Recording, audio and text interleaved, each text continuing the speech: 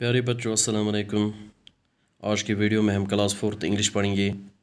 हमारा टॉपिक है gender of noun. इससे पहले हमने काइंड्स ऑफ नाउन पढ़े हैं, तो आज हम जेंडर ऑफ नाउन पढ़ेंगे। सबसे पहले हम जेंडर पढ़ेंगे कि जेंडर किसे कहते हैं। जेंडर हमेशा किसी भी नाउन के जिनस को दिखाता है, किसी भी नाउन के जिनस को शो करता है। जिनस माने वो मेल है या फीमेल, मर्द है या औरत। बच्चों हमारे पास 4 जेंडर्स ऑफ नाउन हैं। जो पहला है वो है मस्कुलाइन जेंडर, दूसरा फेमिनाइन जेंडर, तीसरा कॉमन जेंडर, चौथा न्यूट्रल जेंडर। तो सबसे पहले पढ़ेंगे हम मस्कुलाइन जेंडर। ऐसा जेंडर जो किसी मेल का नाम जाहिर करे उसे मस्कुलाइन जेंडर कहते हैं। यहाँ पर एग्जांपल दी मैंने, बॉय लड़का, ये मेल है। फादर बाप को कहते हैं, ये भी मेल है।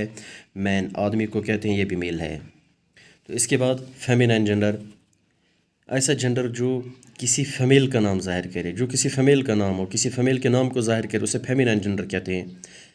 तो यहाँ भी एग्जांपल देखेंगे, गर्ल लड़की को कहते हैं, ये फीमेल है। मदर माँ को कहते हैं, ये भी फीमेल है। वाइफ बीवी को कहते हैं, ये भी फीमेल है। इसके बाद तीसरा कॉमन जेंडर।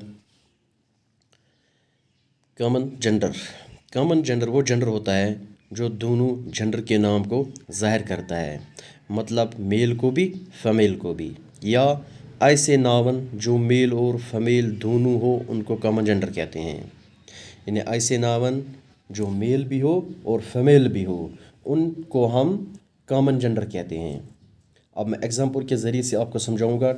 यहाँ पर एग्जांपल दिया, टीचर, टीचर मेल भी होता है फीमेल भी होता है, तो ये कॉमन जेंडर है। डॉक्टर, स्टूडेंट, ड्राइवर, डॉक्टर भी मेल भी होता है फीमेल भी, इसी तरह स्टूडेंट और ड्राइवर भी, तो ये कॉमन जेंडर है। इसके बाद जो आखिरी और चौथा है वह न्यूट्रल जेंडर। तमाम बेजान चीज़ों को न्यूट्रल जेंडर कहते हैं। यानी जितनी भी सारी चीज़ें हैं जो बेजान चीज़ें हैं उनको हम न्यूट्रल जेंडर कहते हैं, क्योंकि उनका जेंडर नहीं होता, ना वो मेल होते हैं और ना ही फीमेल होते हैं।